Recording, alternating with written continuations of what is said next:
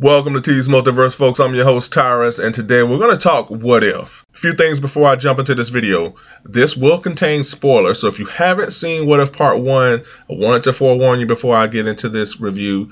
Also, if you have not subscribed to the channel, please do so now. I'd love for you to join Team Multiverse. Like this video. Also, hit that bell notification if you haven't already so that you're notified when my videos drop. All right, now let's get to this thing. I just wanted to share my thoughts on episode 1, which I really love. What If really was like one of my favorite comics growing up. It just really had a special something to it because it was that feeling of, man, this is something way different than I'm used to reading, because it's tapped into that element of possibilities, that feeling of something changing everything. That appeals to me. That one decision that you make can impact another and yet another. It's really a possibility within a possibility.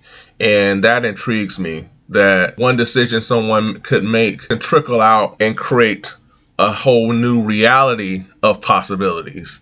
And that's what that comic did for me. Episode 1 did that for me. Following this first Avenger story arc, which tells the tale of Peggy Carter being the first Avenger, I found it very interesting. It really pretty much parallels what we saw in Steve Rogers' story in the film, yet things are a little different because of that decision that was made within this first episode. It parallels the same. They're looking at testing the super soldier serum as they're looking to move forward with the experiment, Hydra attack. But before Hydra attacks, Peggy Carter decides to not leave the room. They ask her to leave the room and she does not leave the room. And I forgot that in the film, that's what she did. She left the room and she wound up watching from above. And this one, she tells Steve, I'm not going anywhere. That one decision, that one thing opened up an entire new reality. That was really interesting for me. Again, it takes me back to that comic, that one decision, that one thing that was done, which creates an entire different world of possibilities. Hydra attacks and they have a secret agent that's attacking. He shoots Steve Rogers. Steve Rogers is too injured to take part in the experiment.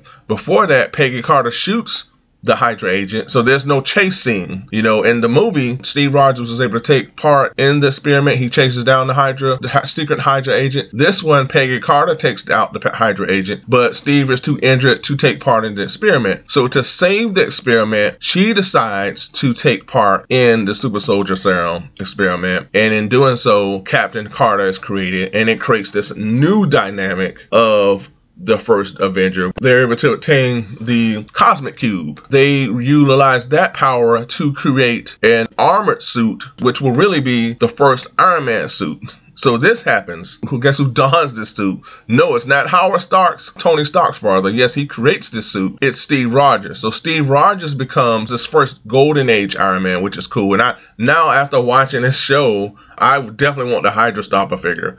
He was awesome. So seeing Steve Rogers don the Iron Man suit was really, really cool. So now, not only Captain Carter is flying into action, it's also Steve Rogers as the Hydra Stopper pairing up with her to fight the forces of evil. So that was a cool dynamic, and I love seeing that throughout the film. The one thing I think they went a little too overboard with is Captain Carter's power level. You know, at one point in the show, I was like, am I watching The Incredible Hulk or is this Captain Carter?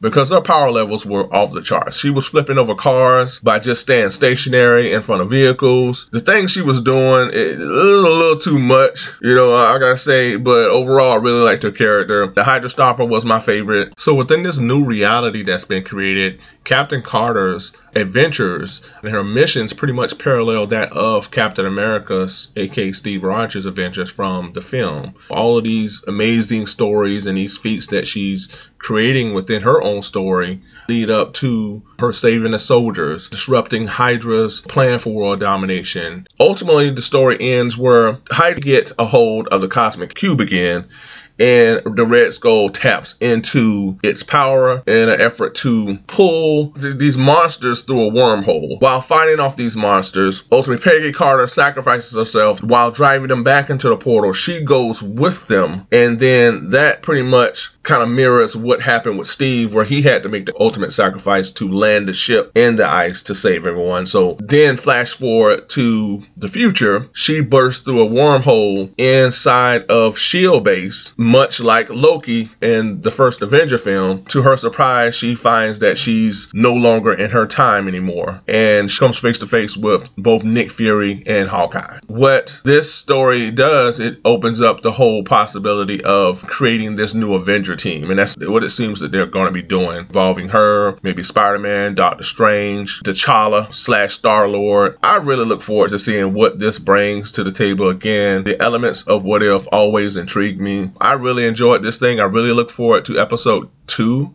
Marvel Studios, once again, another phenomenal casting of Jeffrey Wright as the Watcher. This just shows why they're so great. The decision making and the planning that takes place behind the scenes. Just to hear his voice really throws you into the story before it even begins. Alright folks, that's all I have for this episode. Thank you so much for tuning in. I appreciate it. Let me know in the comments what your thoughts are on this first episode. What stood out to you? What are you hoping to see down the road with this What If series? Let me know. I look forward to reading what your thoughts are on this. Also, if you haven't already, subscribe to the channel. I'd love for you to join Team Multiverse. Hit that like button. Hit that bell notification if you haven't already so that you're notified when my videos drop. Again, thank you so much for tuning in. And until next time, be good to one another. Be safe, stay tuned, and make mine Marvel. Till next time.